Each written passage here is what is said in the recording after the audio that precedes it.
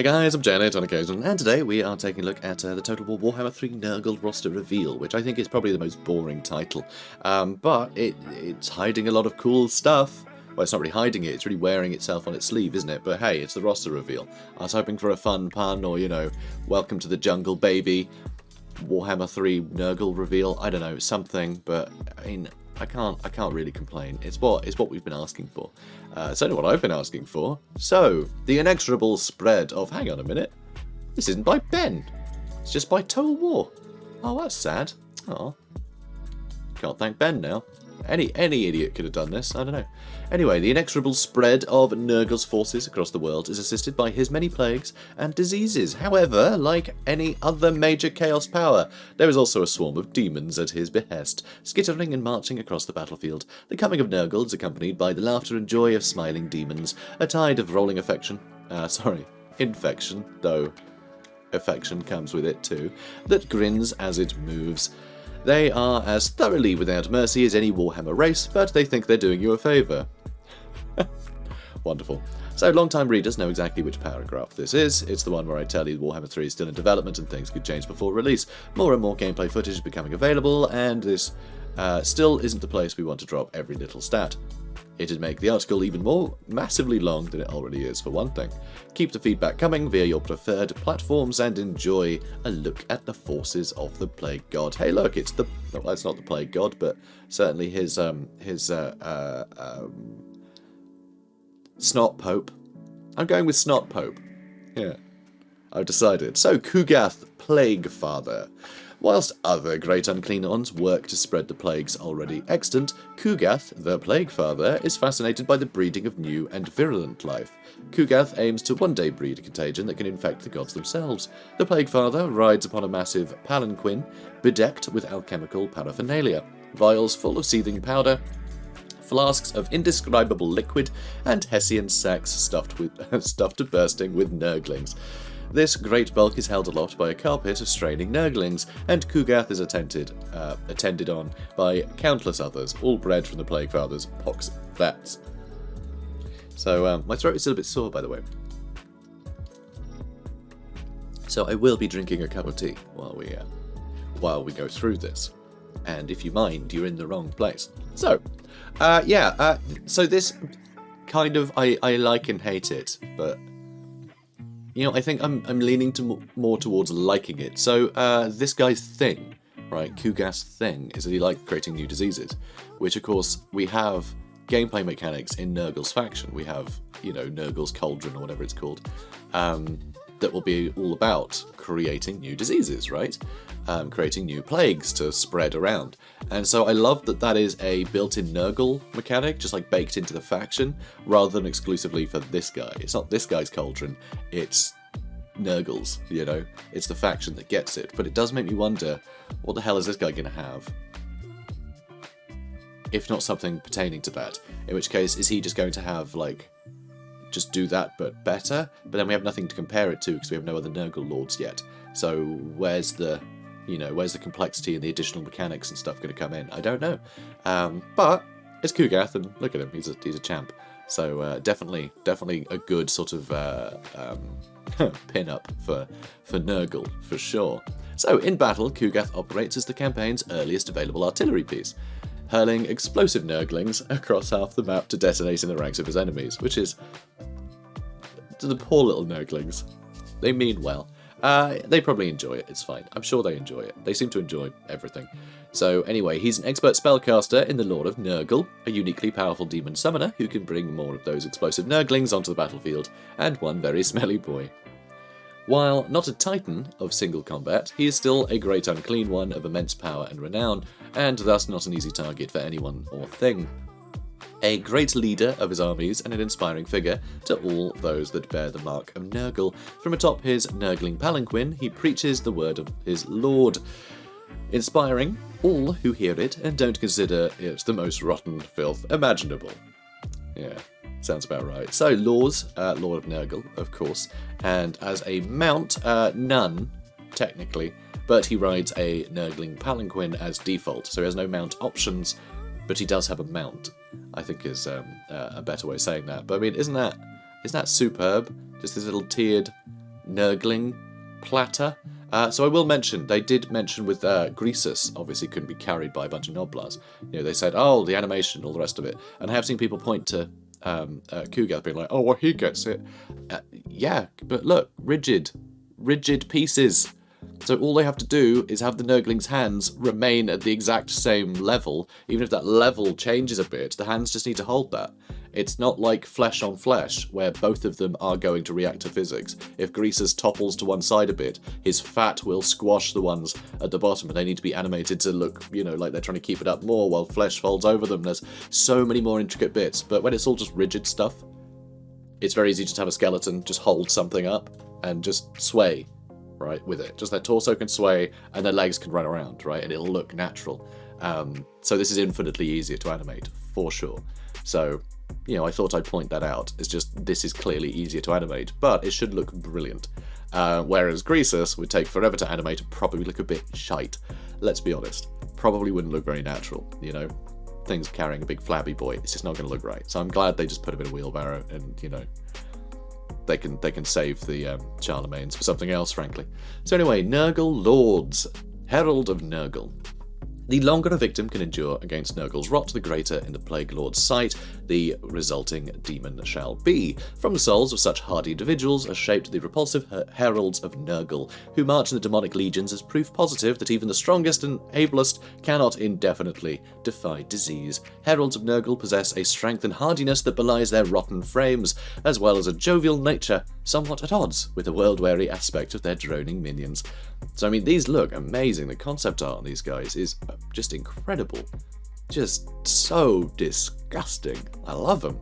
Really great. The little Nurgling perched on one of his branches. It's all a mess. It's fantastic. I love the little belly that's going to eat you. Fantastic. Why use a middleman? Get your own mouth. That's what I say. Always said that. It's never made sense until now. So mounts a Nurgle palanquin or a rot fly, so we can have these guys in flight, which is especially scary. And Lors, Lord of Nurgle, or the Lord of Death. So there you go, confirmation, Lord of Death, which is nice. Makes sense, it's Nurgle, so, fine. But it's good to see that it's in there. I mean, High Elves, they have access to all the laws, but it took them a while for them all to turn up in the faction. So, going by just what the tabletop has doesn't necessarily mean we're going to get the thing straight away, but hey, we got the thing, so hooray. Praise be to Papa Nurgle. Exalted Great Unclean One. So these are obviously the Lord pick Great Unclean One versions, so that makes me assume that there's also Great Unclean Ones that you can get as just a monstrous just a monster unit on the battlefield. So that's fun. In perverse contrast to his horrific appearance, the Exalted Great Unclean One is neither morbid nor consumed with despair. If anything, the opposite is true. Exalted Great Unclean Ones are exuberant in the pursuit of their enthusiasms. Gregarious and curiously sentimental, they hold their followers dear and even refer to them as their children. They take a great patriarchal pride in the achievements of their fellow creatures, proclaiming vociferously the splendours of the poxes and sores evinced by those around them, and bellow with hearty laughter in response to the destruction wrought in Nurgle's name. Each is a being of magical power, near unmatched, imbuing the air itself with the necessary energy to render all around them into the fleshy slush of ravaged corpses. Within their bodies live 1,000 contagions unborn, as well as the flies and beasts that feed off such sickness. At a moment's notice, they can unleash this on enemy troops, buzzing distraction, proving as deadly a foe as the cursed blades of the Plaguebearers. And they have Lord of Nurgle or Lord of Death. So really cool. And one thing I find quite amusing is we haven't really had this. I don't think it's evident in previous blog posts, but they are mirroring the language of the army books. And the army books are very good at sort of describing things in such a way as to evoke how the faction would describe such a thing, which is something that most people don't seem to mention when talking about, the world building around Warhammer. But even the army books, especially for Nurgle, because with Nurgle especially, it's a sermon to people, right? To describe to them the beauty of what they are. They're incredibly eloquent to a fault. It's like It's like this paragraph just got like beaten to death with a thesaurus. It's completely over the top, but that's Nurgle, and so that really feeds into the sort of setting the scene for them, which I like that they've done the same here, though they've actually done a better job here than the army books, because the army books are basically impossible to read. They are just indescribably dense. It's like reading Shakespeare. You have to think about every sentence, because it's just like, just speak normally, you lunatics. But that's part of Nurgle's charm, isn't it?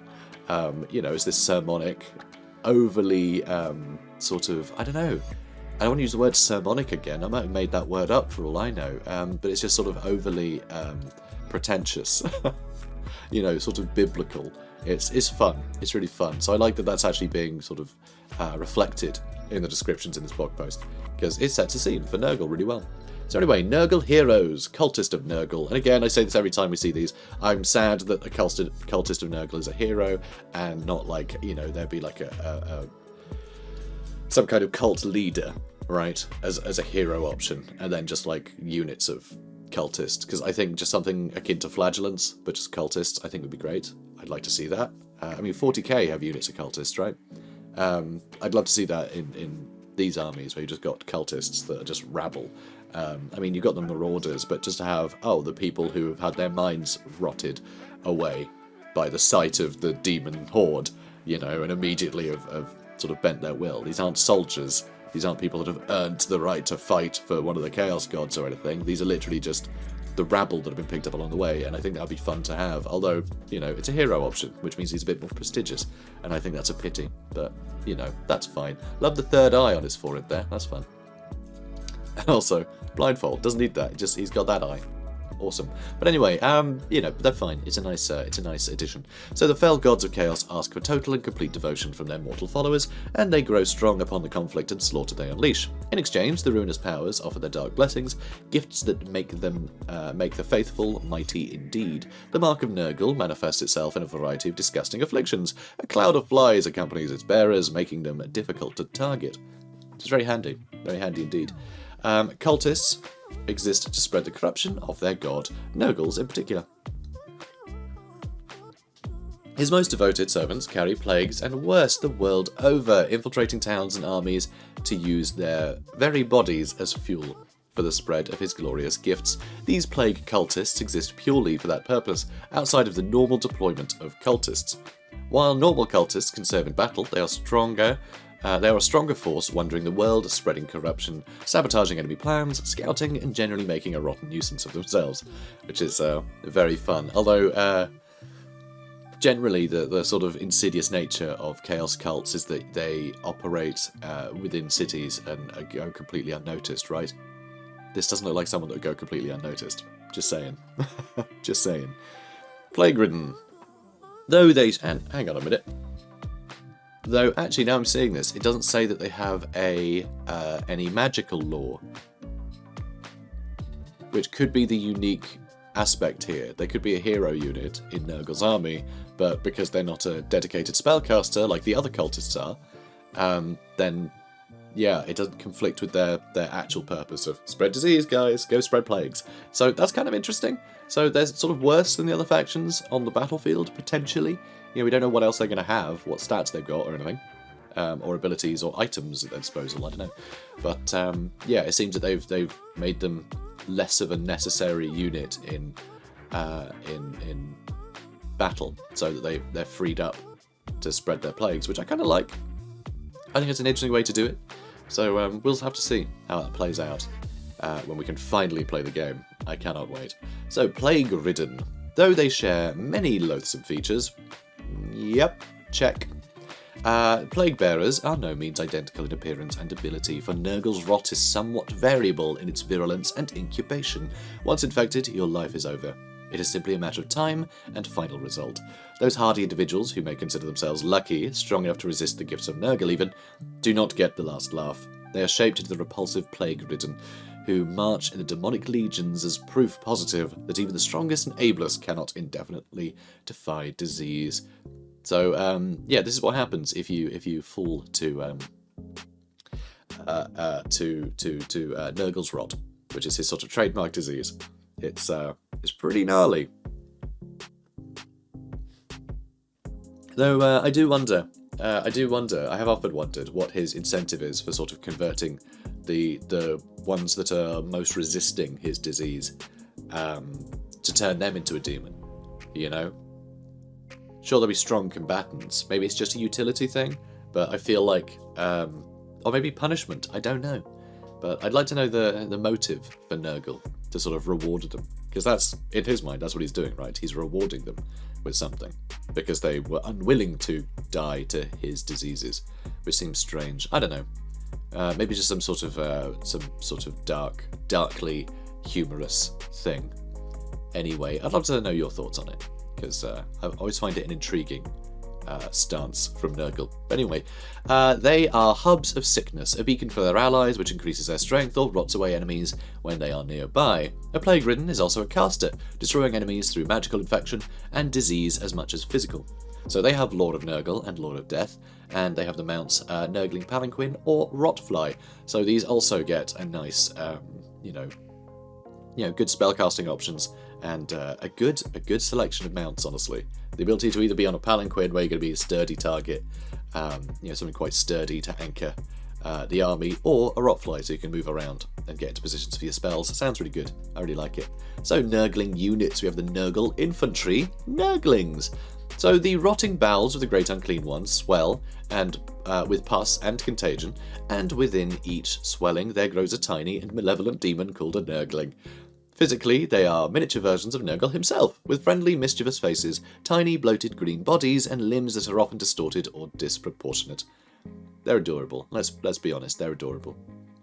When faced with an enemy, they advance in a furious swarm, clawing and gnawing at the foe's legs, biting his ankles, and licking at any interesting sores or abrasions they discover. They're real gross, but they mean well, so how can you be mad, you know? Notable characteristics: all Nurglish demons, so everything except Forsaken and Spawn, share a couple of traits. Poison attacks and Cloud of Flies both represent the constant sickliness and aura of disease that surrounds them. The latter increases the melee defense of the unit if they are in extended melee combat. So that's an interesting one. So it's specifically extended melee combat. So I'm assuming with each blow they take, a gash opens in their body and flies pour out, right? And it gets worse and worse. More dense with flies the longer they're in combat, which I also really like because it means that if you're going to try and kill them in a hurry, you should be able to.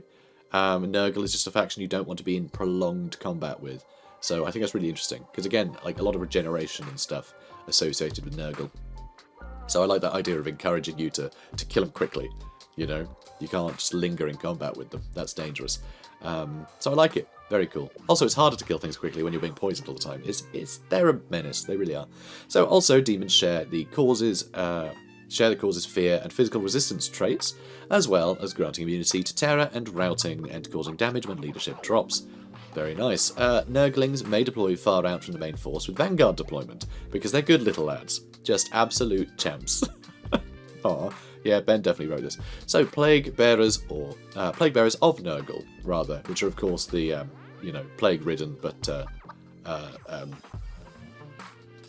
don't know, haven't proven themselves yet, I suppose. So, the rank and file of Nurgle's legions, crafted from the soul stuff of mortals who have been slain by Nurgle's rot. What little of the Plaguebearer's skin...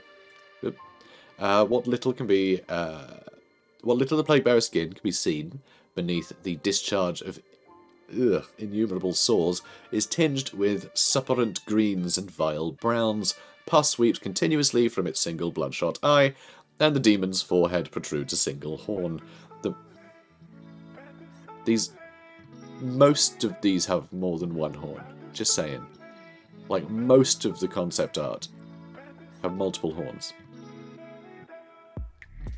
So, anyway, unit of Plaguebearers. The mark of Nurgle's rot is a single horn. I guess the rest of the horns are just cosmetic. Units of Plaguebearers are surrounded by a constant drone created by the attendant hosts of plump black flies. Notable characteristics: what they lack in armour and skill, Plaguebearers make up for in pure strength and health. They are blobs of flesh ready to absorb the enemy and strike back. In general, Nurgies. That's a Nurgle army, by the way, a Nurgie. Nurgle's armies are slow, the plod of an incoming inevitable death, and Plaguebearers are some of the slowest. That's one good thing for their enemies. At least Plaguebearers are nice and slow. So, no matter how nicely they ask, do not hug. Good advice. Forsaken of Nurgle. Forsaken of frothing maniacs that howl and scream as they sprint pell-mell towards the enemy lines. Mutated limbs flailing and distended jaws snapping like those of ravenous beasts. Not so friendly then, these ones. Though they were once proud and mighty Chaos Warriors, because of the severe mutations bestowed upon them, they have become something less than human, with no more understanding of battlefield tactics than the hounds that gather around their bone-strewn lairs. Fair enough. These unfortunates have been reduced to the level of animals, and snarl and growl in a guttural parody of true language. So, yeah, just like all Forsaken, basically. They just happen to be, you know, it happens to be Nurgle that's blessed the crap out of them and turned them into this. So, as one of the few non-demonic units, Forsaken cover an important role in Nurgle's armies as hardy and quick-moving forces, or Forsex, as they've said there. They are in constant frenzy, cause fear, and are immune to psychology. Significantly lower melee defense and health than Plaguebearers, giving the choice of ways to destroy your enemies. Fair enough. I mean, that doesn't sound like a choice, though. That just sounds like they're worse than Plaguebearers, but they're a lot quicker, you know. They're a lot faster, because they're, you know, they're Forsaken. They're quick. And higher armor, I'd imagine, as well. Exalted Plaguebearers of Nurgle. It is the Plaguebearers' eternal role to herd Nurgle's demonic forces in battle, as well as keep stock of the diseases, allocate appropriate fates to each new victim, and attempt to maintain order amongst a naturally chaotic horde. These onerous duties have earned Plaguebearers the title of Nurgle's tallymen in popular lore. It is all but impossible to tally anything amid the chaos of battle, though this in no way discourages the Plaguebearers from their efforts. They are. I'm getting a bit snotty as well. Thanks, Nurgle, you douchebag. Oh, he means well. Okay, I can't stay mad at him.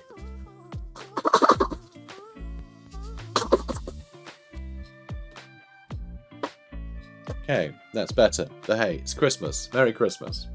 I mean, it's still November, but tell that to the shops. Am I right?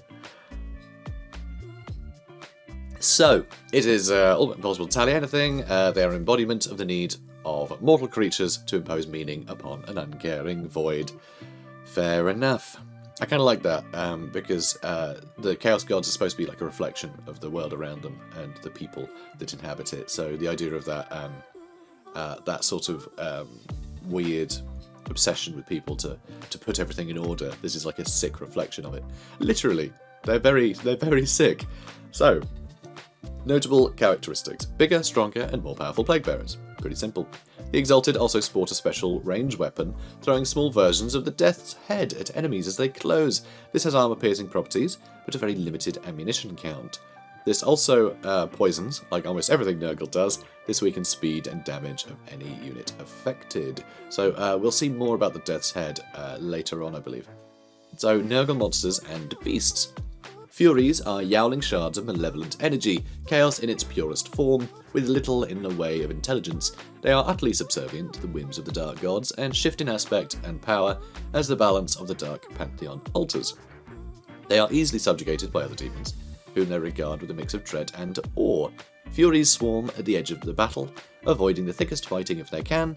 Only when they sight a vulnerable vulnerable victim do they descend, a wailing mass from which there can be no escape. So these are your harpies or your fell bats or whatever.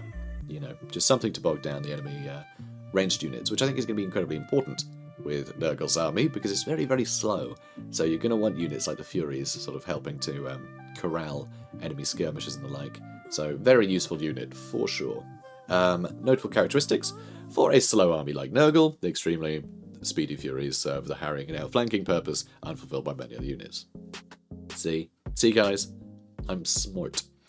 Their poison attacks also mean a hit and run is effective for slowing down enemies and keeping them in combat for longer. The poison across all of Nurgle's army, that's something that I kind of fail to think about as often as I should. But I mean, that's a big deal for such a slow army, to be able to slow the enemy down. Once you do catch them, it's going to be harder for them to get away, and that is imperative. Or you're just never going to catch up to anything. It's going to be real dull. So, strategic use of fast-moving things with poison is going to be really good. It's going to be really interesting dynamic, I think. So, useful support for Nurglings with Vanguard deployment, as both will be killed quickly in a pitched unit versus unit battle.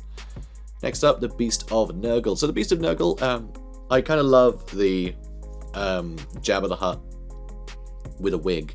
Sort of Jabba the Hutt with dreadlocks, kind of weird thing going on. But I also really love the old school Beast of Nurgle that was more like a big worm slug thing. It was less bulbous. It was still pretty bulbous, but not like Jabba the Hutt bulbous, and it was different basically. It had like a worm face, and I mean, a worm face isn't a thing. Worms don't have faces. It looked different. It's different. I prefer the old school look of the Beast of Nurgle. Description, their art. Do I prefer it? I wish they were 2 different units. Let's say that. I wish there was an additional unit. I wish the other Beasts of Nurgle still existed in some form or another. Let's go with that. But these do look cool, so I can't be mad that these exist. I'm just sad they took the place of the other thing. It's the end times all over again, guys. So the Beast of Nurgle is a truly horrendous aberration, no less deadly than it is morbidly and irrefutably ugly. Its corpulent form is both sticky and slimy, as a layer of infectious ooze seeps from its every pore and orifice. It was more like a leech. It was more like a leech, but like a crazy demon leech with like Medusa tentacles all around it. It was real scary looking. Like way more scary. This is like scary, but in like a fun, jolly way, which I guess fits Nurgle more. So, perhaps this design is better. It fits the brief a bit better. But the other was just a cool unit. It was very scary looking. But anyway, its corpulent form is both sticky and slimy, as a layer of infectious ooze seeps from its every pore and orifice. Despite its fearsome appearance and deadly attributes, the beast is an affectionate creature that behaves in all respects exactly like an over-friendly and easily excited puppy. It craves attention, greeting newcomers by slobbering all over them and petting them with its slimy tentacles. Aww. Once the beast's new friend stops moving, its interest quickly shifts to another target. Oh dear. Regenerating flesh is weak to fire, but strong to death. Nice. Oozing slime in all directions, even as it sits still, this magic clings to enemies and slows them down. So it has a slowing aura, by the sounds of it, which actually sounds great. That sounds really useful again, because you've got the poison attacks, but just more ways to slow things down. And once you're locked in a fight with them, they're not going anywhere. The poison will slow them down, that aura will slow them down. Probably other spells will, just you really want to bog them down. Furies, jumping on top of them, stopping their retreat as well. Yeah, so, a happy chappy. He's a happy chappy, says James Martin, game designer. Plague Toads of Nurgle. These guys I really love. I love the look of them in the trailer. It was really good. The blackest filth-choked lagoons and lightless sumps of the Plaguefather's realm have served as a spawning ground to all manner of demonic beasts and foul creatures. They are toad-like bags of brackish filth and pus whose wide maws can swallow a man whole. Sounds hot. So as well as being dragged along like pestilent flies in the wake of chaos summonings and demonic incursions, these maligned demons are drawn to places of disease and decay in the mortal world, such as the dank reaches of sewer pits and stagnant mires, devouring the unwary that cross their path and finding sustenance in suffering and befoulment. So I like this a lot, how this is sort of it's sort of showing more of how these demons fit in the real world, which I quite like. It sort of shows their interest, where you might find one if one does happen to exist. Because chaos demons will crop up from time to time, in place to place. It can be some say ancient demonic artifact lost in a lagoon. Well, some of the toads might end up like this, and so I just like that. So it says, the sort of what they like, what they're into, which I think is fun. Because, I'm an RPG player. I like that stuff. I like the world building stuff more than the armies, though the armies are very cool and I like smashing them together. But, I like the world building. This is world building. So, notable characteristics. Take the role of light cavalry or powerful war beasts from another army, though with their own unique gait and feel. Yeah, I imagine they bound around very differently, which sounds cool. So we'll smash aside lighter units with pure body weight, giving them anti-infantry properties. On the cheaper and speedier side for Nurgle. Really? these massive things. That surprises me. That surprises me a bit, but then, I mean, certainly cheaper. They don't look cheap. They look terrifying and massive and scary, but fine. They're speedier, though. Don't have to be that speedy to be speedier. So they're still probably quite slow. Rotflies, beasts of Nurgle, perpetually disappointed by the ragdoll inactivity of their mortal playthings, develop a kernel of bitterness in their ebullient souls. Crestfallen puzzlement leads to frustration, and ultimately an aching resentment of the mortals that spurn its company. Over the millennia, a thin seed of malice grows in such a beast's heart, feeding upon depression and angst until it throbs like a canker at the demon's core. Eventually, the creature within bursts out of its fleshy sack as a full-grown rotfly. A creature of pitiless malice, hell-bent on wreaking its revenge upon an uncaring universe. So what I like is they've sort of given the idea of resentment and revenge to Nurgle, because Nurgle is the god that loves mortals the most. He's there to do them a favour, and if you love someone and they don't reciprocate, then that is a real, cause of resentment. But also, it's incredibly unhealthy and self-destructive, and I'm sure we all know people that have turned into complete dicks after a breakup, right? And so it's great that is used in the vein of, this seed of bitterness growing within someone. And that is used as sort of a vice that is played with in the Chaos roster. I think that's really fun, and I think it makes sense that Nurgle has it, because Nurgle is the one most likely to love. So it's the horrible, flip side of that, which I think is really fun. I think it's a really interesting, conceptually, I think it's really cool. So, notable characteristics: a fast-moving, armor-piercing flying unit makes a powerful Nurgle piece when combined with his other units. Taking the opportunity to highlight our new flying toggle, which works well with Rotflies as any other flying melee unit. So, yeah, you can have them land, essentially. I don't know if they'll actually scuttle around the ground, or they'll just sort of hover closer to the ground, but, whatever the case. Tactically interesting. See what happens when you aren't nice to a beast of Nurgle? Look what you did. You gave it anxiety. A little beyond that, let's be honest. Pox Riders of Nurgle, shambolic but purposeful. Where they can, Plaguebearers capture and harness plague toads to be their mounts. Awesome. Stalking and squeezing them from their filth-choked lairs in the darkest cesspools of the realm of decay. These Pox Riders, as they are known, often take the vanguard of a plague demon battle line, crashing into the ranks of mortal foes like bloated cannonballs. Their riders' tainted blades slashing about them, necrotic filth and brackish blood spraying up from them as they fall heedless of their losses. Yeah, real creepy. So, Plaguebearers are going to be riding plague toads. So, this is going to be ridden by this, with a big sword as well. These all have big plague swords as well. So, very scary. Don't like that much at all. And I also love it because, Warhammer, it's all grotesque, but fun. So, spawn of... Oh, hang on. Wait. Unlikely to... we haven't read this yet. Unlikely to outpace other cavalry on over large infected toads, but they'll give it the best shot. So, it's going to be quicker than other Nurgle stuff, but you're not going to beat Light Cav, let's be honest. In a race, at least. Their charge is, however, no less devastating, and in addition of a flailing, droning Plaguebearer to the jaws and mass of its steed, it is not pleasant for Nurgle's enemies.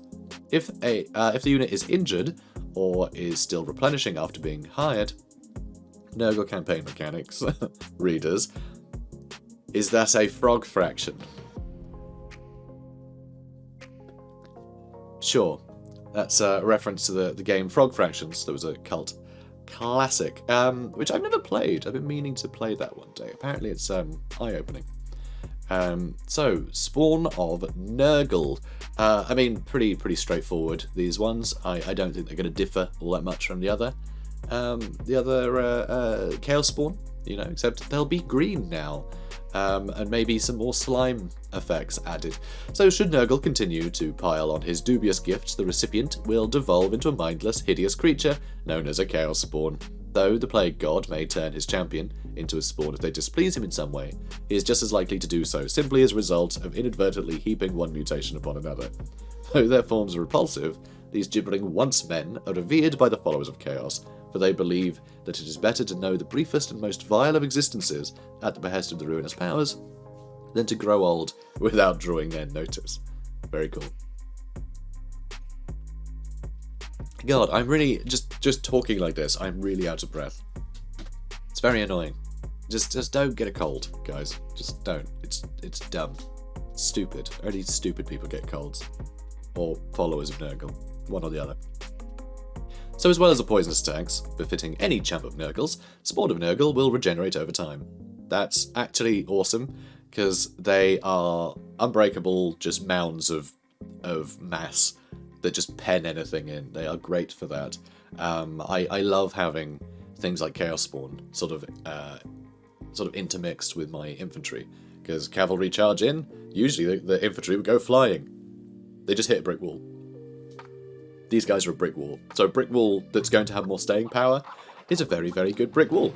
So can't help but love it. So, over Nurgle's other forces, Spawn will offer a significantly higher weapon strength and speed than most troops. I mean, they do have very high weapon strength. Generally, the Chaos Spawn, they're very good at that. They do hit hard. For a brick wall, it's kind of insane how much damage they do.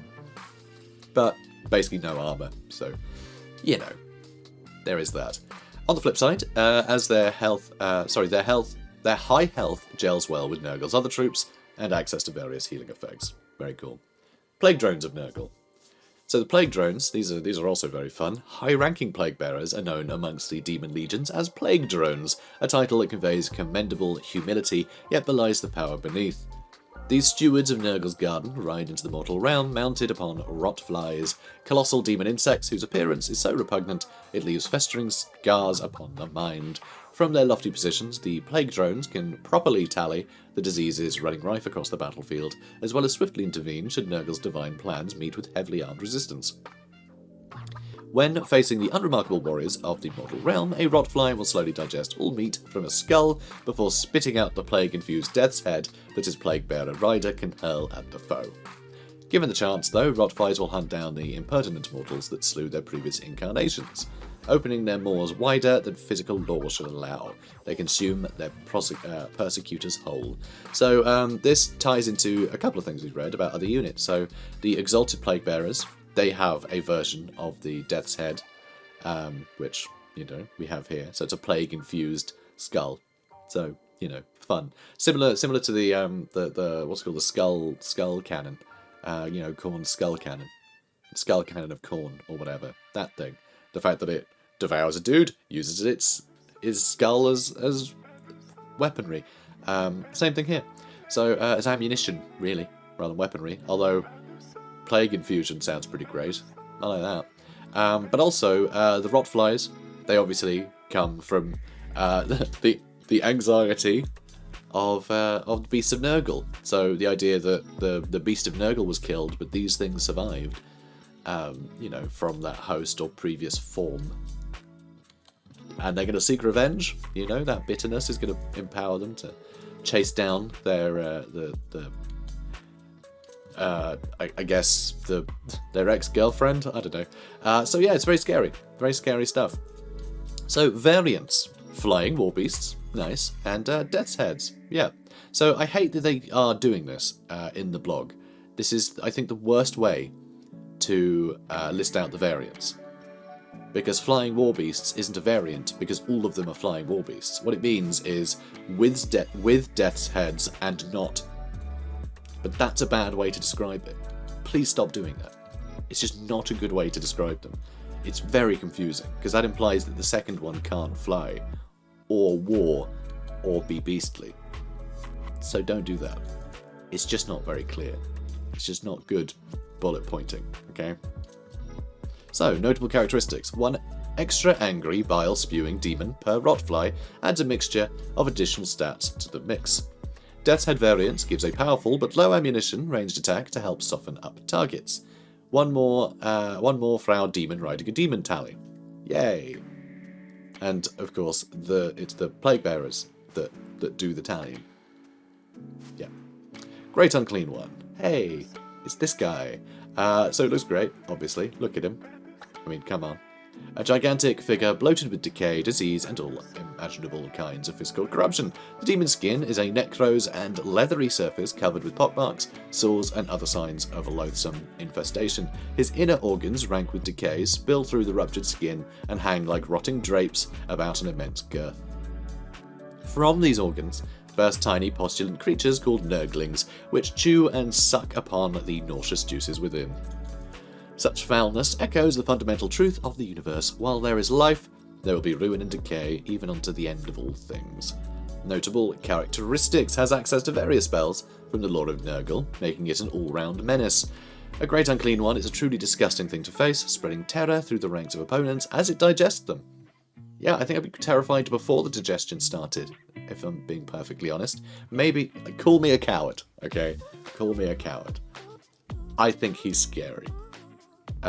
Giant armor-piercing strikes can cut through fortress doors as easily as flesh. So, siege attacker, I guess. But yeah, scary boy. Scary boy. And of course, the Exalted version is the Lord choice, but the fact that you can just field a Great Unclean One is pretty cool.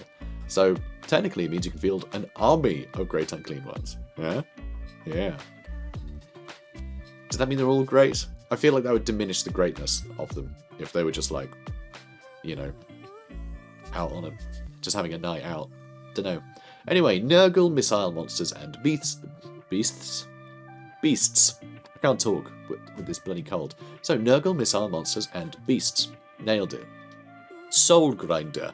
So Soul Grinder, this is making me more pleased because we did have some variation between the Khorne and Tzeentch versions of the Soul Grinder. The Tzeentch one had more of like a bird-like face, and now the Nurgle one, he's just a big old fat boy. So I'm really keen to see what he looks like in you know, sort of in action.